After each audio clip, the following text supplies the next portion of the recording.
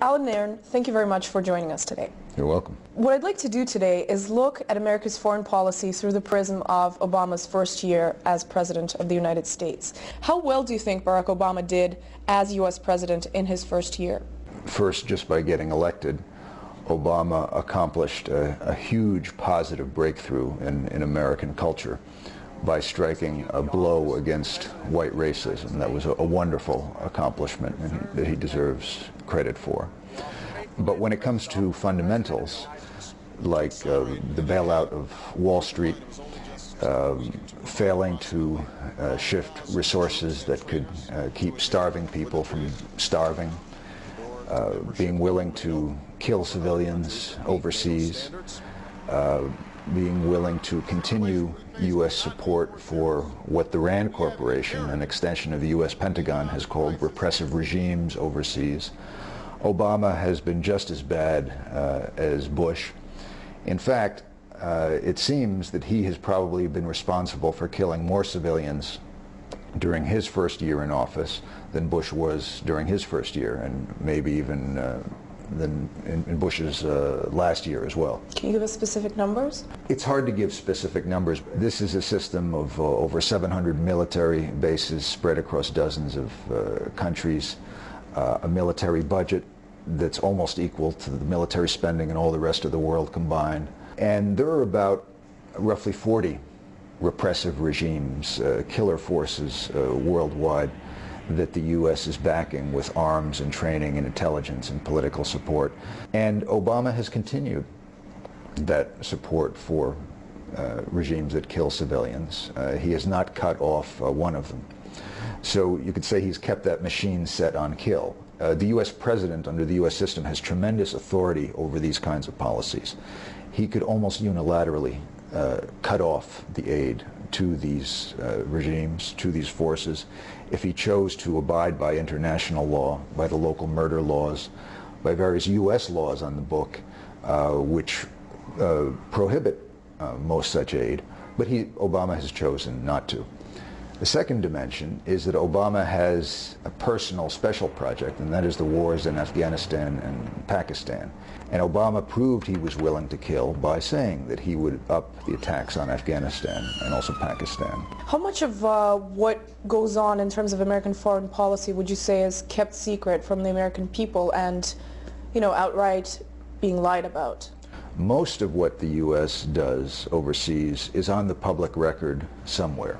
But unless something is repeated day after day on the television news, on the front page of the newspapers, people don't remember it. It doesn't sink into their minds, so it doesn't enter the public consciousness. So almost everything that the U.S. is doing overseas in terms of supporting forces that commit atrocities and American forces directly committing atrocities, almost all of it is somewhere on the public record, but very little of it is in the public consciousness. You've referred to Barack Obama as a murderer and a terrorist.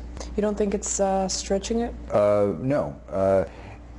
That's simply applying the normal legal standards. If you give a gun to someone and they go out and commit a murder, and you see that they have committed a murder, and they come back to you, and you give them another gun, and they go out again, and this time they shoot two people, and they come back and you give them another gun, and then you give them training to make them more professional.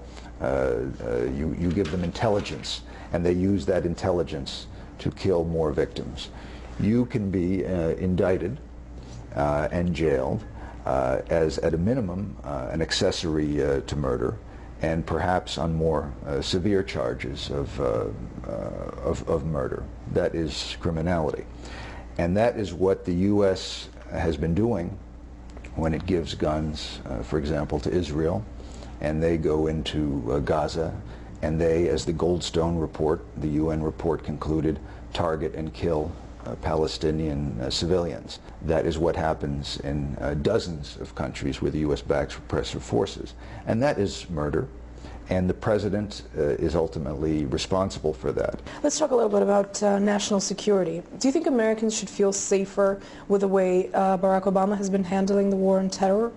First of all, the U.S. doesn't have a war on terror. You can't say you're waging a war on terror if you're committing terror. And that's the terrorism is defined in the USA Patriot Act as the killing of civilians for political purposes. And that's a pretty good definition. And that's precisely what the U.S. does when it supports killer forces overseas. So it's not really waging a war on terror. Obama's approach to that has been roughly the same as Bush's. There's been no difference really. There's just been a change in the rhetoric. There's just been a change in the packaging. It so happens, I think, that in the current environment, if the U.S. were to stop its bombings in Afghanistan, in Pakistan, pull out of those countries, pull out of Iraq, that would also, as a side effect, decrease the attacks on Americans, because you'd take away the main provocation. But Obama has chosen not to do that.